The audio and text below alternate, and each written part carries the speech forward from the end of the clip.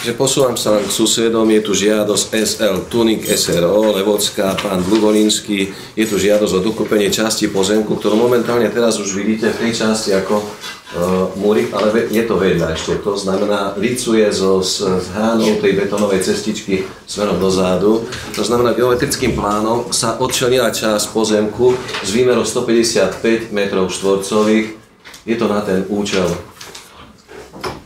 Vlastne vysporiadaná a je to ochrana. Sú tá panelová klasické komunálne služby, čo boli?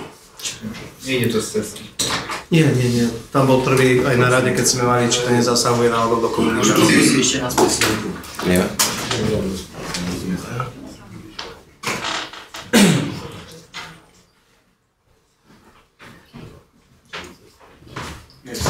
Ale však, ale.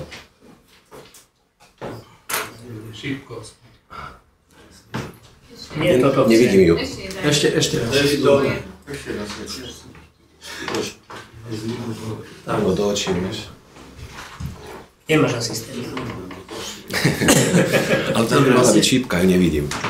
Nech sa páči, pán poslanec. Vlastne, čo mu teraz tu mi na tom ukáž, čo mu ideme predať? Ideme predávať v podstate po tu, vidíš, tu je tá hranolá tejto betónovej cesty. To znamená, že zhruba potiaľ. Ono inakšie na tej časti už nemôže byť nič iné, lebo tu je v tejto časti vedená aj prívodný rád vody, teda dozadu, tu máme vodolenú šachtu pre všetky tieto zariadenia. To znamená, že na tej časti už nemôže nič. Ide len o oplotenie pozemku. Čiže cesta zostane. Vzadu, tam. Tam je vodomerná šachta.